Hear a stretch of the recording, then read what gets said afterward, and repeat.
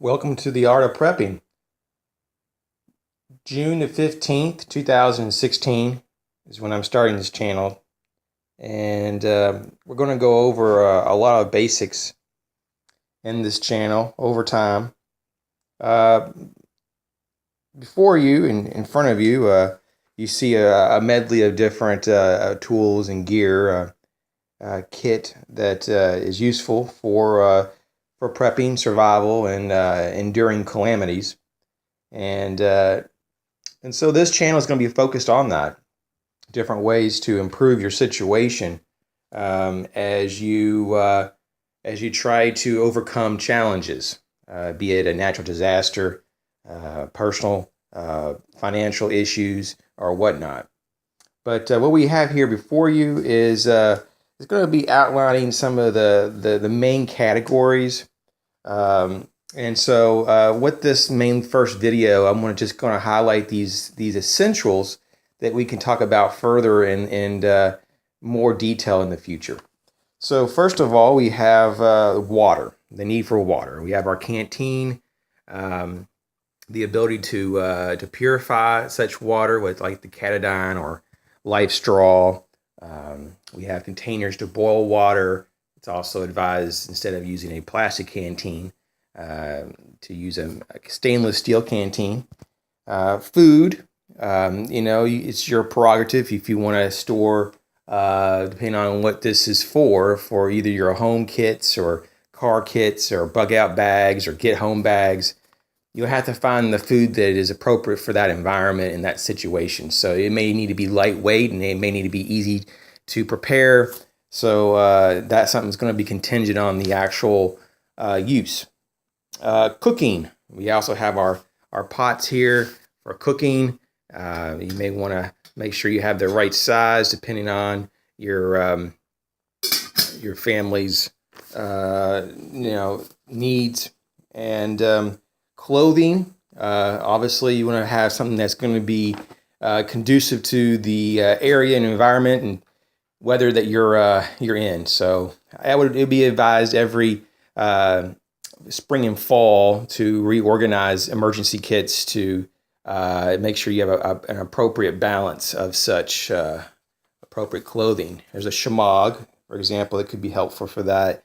And it also kind of falls into shelter. We have an emergency heavy-duty like poncho here.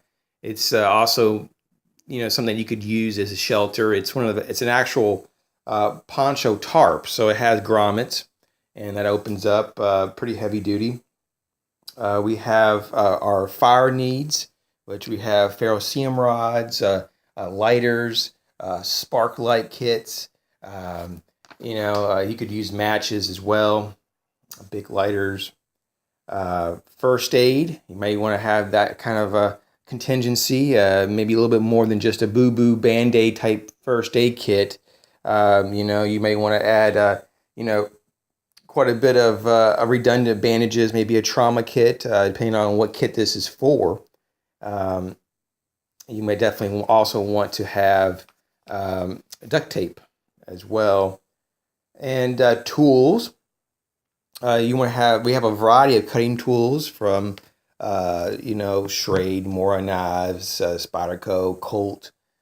We have the Glock 81. All kinds of cool things. We have saws, hand saws. You have axes and just different types of tools for depending on the situation that you may need to overcome. Some tools are self-defense tools, and some are more specific, such as lighting, like this Streamlight MicroStream, and various other tools that can provide you the ability to see, like these on the keychain. There's these small keychain lights, and having redundancy never hurt. Hygiene's a big one. We have baby wipes, hand sanitizers. These things are awesome for that purpose, just to keep yourself from getting bacteria and germs. And communications is important. We have a wind-up radio. It has the ability to NOAA radio, AM, FM. You may want a shortwave radio as well. and that kind of leads into signaling devices. You could use your lights or the ability to make a fire, to do such things. Um, Backup hand crank chargers for your phone, and they sometimes have lights, like this one has a light built into it. And so that's just another idea. Self-defense, we may have to defend ourselves, and unfortunately the world is in that such a manner, and it always has been, that you have to consider all options. And so that's just one more thing to put into your bag. And so with that, I'm going to end this video, and thanks for watching my first real video, and hope you subscribe, and I hope for you to check in the near future. All right, thanks.